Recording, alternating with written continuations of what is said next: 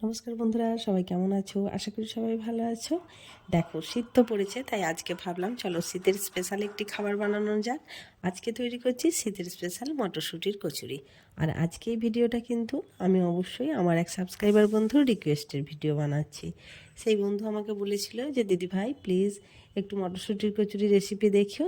তার রিকোয়েস্টেই আজকে আমি তৈরি করছি। আর সেই বন্ধু তার নাম নিতে বলেছিল, তাই তার নামটা নিয়ে নিচ্ছি, বর্ধমান থেকে রূপালী। ঠিক আছে, চলো তাহলে ঝটপট দেখিয়ে নিই আজকে।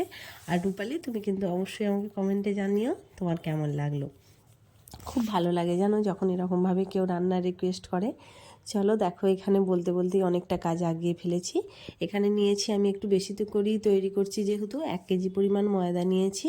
এটা চাইলে তোমরা আটা দিয়েও তৈরি করতে পারো, কিন্তু আমি এখানে ময়দা নিয়েছি। আর 1 কেজি ময়দার সাথে আমি পরিমাণ মতো লবণ আর সানফ্লাওয়ার অয়েল দিয়ে এখন ময়দাটা কিন্তু খুব ভালো করে একটু ময়ান দিয়ে মেখে নিচ্ছি। ভালো করে কিন্তু ময়ানটা দিয়ে সমস্ত ময়দার সাথে যাতে তেলটা ভালো করে মাখানো যায় সেই দিকে একটু খেয়াল রেখে ময়দাটা খুব ভালো করে তেলটা মাখিয়ে নিতে হবে। আর যদি দেখো হাতে করে এরকম চাপ দিলেই ময়দাটা নিয়ে এরকম শক্ত একটা ডালা হয়ে যাচ্ছে, আবার খুব সহজেই ভেঙে যাচ্ছে, তখন বুঝতে হবে যে ময়ানটা ঠিকঠাক আছে। এবার নর্মাল টেম্পারেচারে থাকা জল দিয়ে ময়দাটা খুব ভালো করে মেখে নিতে হবে। ওখানে দেখো ময়দাটা কিন্তু মাখিয়ে একটু ঢাকনা দিয়ে রেখে দিয়েছি, সেটা আর আমার ভিডিও করা হয়নি। আর এখানে দেখো আমি এখন মটরশুঁটিগুলো সব ছাড়িয়ে নিয়েছি, শুঁটি থেকে কলাইগুলো বের করে নিয়েছি। এখন এটা এক মিক্সির জারের মধ্যে নিয়ে নিচ্ছি, সমস্ত কলাইগুলোই নিয়ে নিচ্ছি। দেখো, এই কচুরিটা কিন্তু নিরামিষ হয়, আবার যারা একটু আঁশ খেতে পছন্দ করে তারা একটু রসুনের কয়েকটা টুকরো দিয়েও তৈরি করে, কিন্তু আমি এখানে শুধুমাত্র একটু কাঁচা লঙ্কা দিয়ে এটা পেস্ট তৈরি করে নিলাম।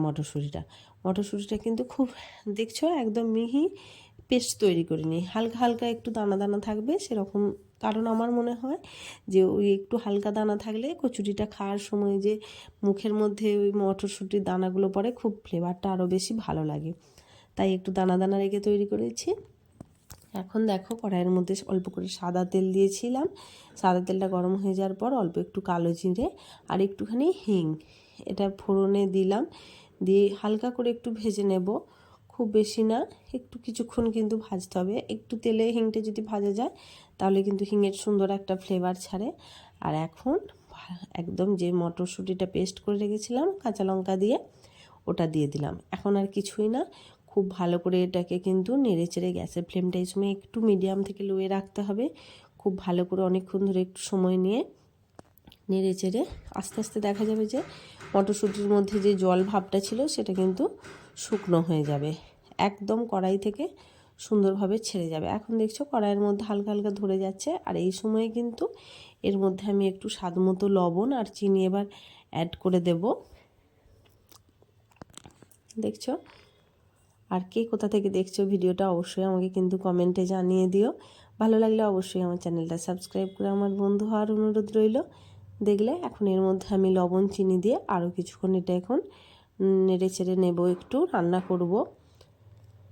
একদম শুকনো করে যদি পুরটা তৈরি করা যায় তাহলে কি হয়, ওই মটরশুঁটির কচুরিটা তৈরি করার সময় পুরটা দিতে খুব সুবিধা হয়, আর বেশ অনেকটা পরিমাণে পুর কচুরির মধ্যে দেওয়াও যায়, তাই খুব শুকনো করে একদম ভেজে নেব। দেখছো এখনও কিন্তু এর মধ্যে বেশ কিছুটা পরিমাণ রস রয়েছে, তাই খুব সুন্দর করে নেড়েচেটেটা ভাজতে হবে। ওই সাবস্ক্রাইবার বন্ধু যার কথা বললাম সে বলল কি জানো, যে দিদি ভাই তুমি কীরকমভাবে বানাও সেটা একদিন বলো, আমি তাহলে আমার শ্বশুর বাড়িতে সেরকমভাবে তৈরি করব একদম একদিন।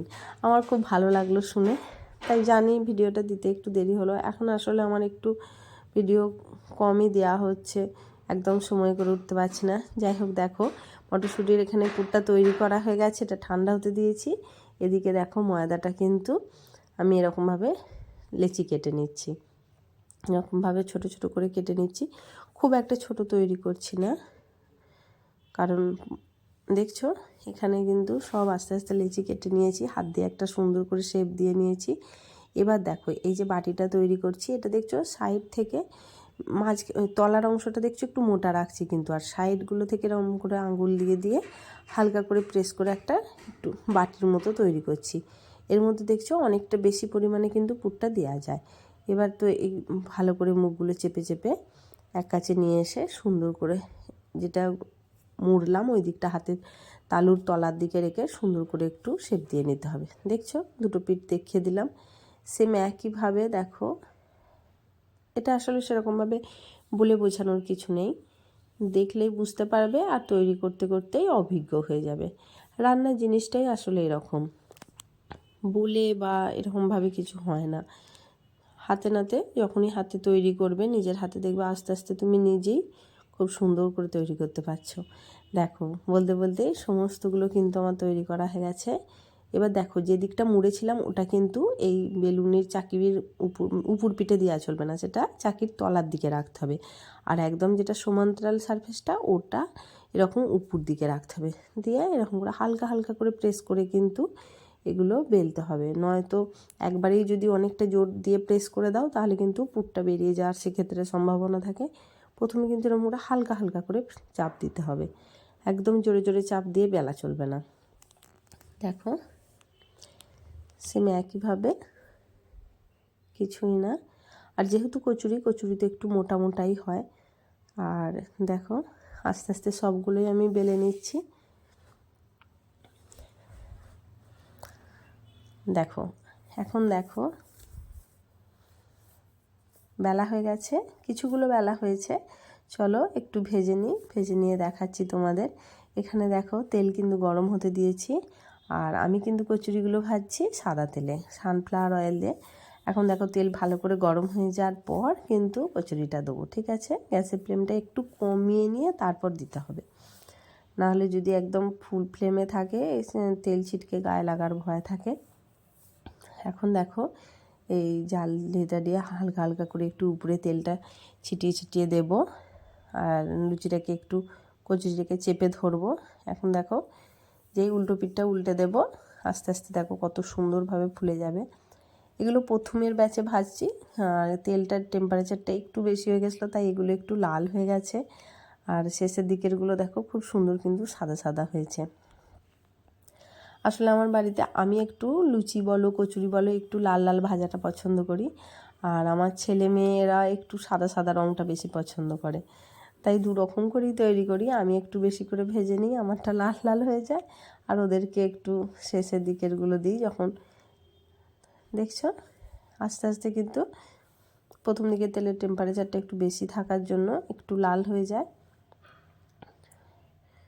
এরকমভাবে হালকা হালকা করে দেখবেন নাড়িয়ে চাড়িয়ে দিলেই সুন্দরভাবে কিন্তু কচুরিটা ফুলে উঠে যায়।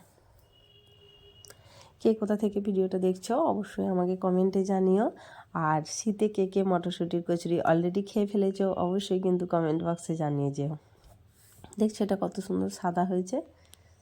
চলো ঝটপট এরকমভাবেই ভেজে নিই সমস্ত কচুরিগুলো। আর যেটা বলছিলাম, কে কে খেয়েছো সেটাও জানিও, আর কে কে খেতে ভালোবাসো জানিও। আর কে কে আমার ভিডিওটা আজকে দেখা মাত্রই কাদের কাদের খাওয়ার শখ হয়েছে সেটাও কিন্তু অবশ্যই আমাকে কমেন্টে জানিয়ে যেও, ঠিক আছে? মটরশুঁটির দাম কিন্তু অতিরিক্ত বেশি, 100 টাকা কেজি চলছে, তাই ইচ্ছে হলেও প্রতিদিন তো আর খাওয়া যায় না। যাই হোক, বছরের স্বাদ শীতের সময় এক দুবার তো খাওয়া যেতেই পারে, তাই নয় কি? চলো ঝটফট, দেখছো শেষের দিকেরগুলো কত সুন্দর সাদা সাদা হচ্ছে। দেখো সমস্ত কচুরিগুলো কিন্তু আমি এরকমভাবে ভেজে নিয়েছি, দেখছো কত সুন্দর হয়েছে। আর আজকে এটা কিন্তু আমরা খাবো পনিরের একটা আইটেম দিয়ে, পনির বাটার মশলা করেছিলাম সেটা দিয়ে খাবো। আর ওই ভিডিওটা আমি অন্য একদিন তোমাদের সাথে শেয়ার করে দেবো।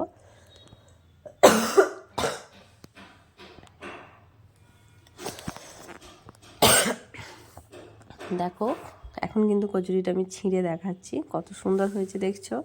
ভিডিওটা ভালো লাগলে অবশ্যই বন্ধুরা চ্যানেলটা সাবস্ক্রাইব করে দিয়ে আমার বন্ধু আর অনুরোধ রইল, প্লিজ প্লিজ প্লিজ আরও সুন্দর সুন্দর রেসিপি তাহলে আমি তোমাদের সাথে শেয়ার করতে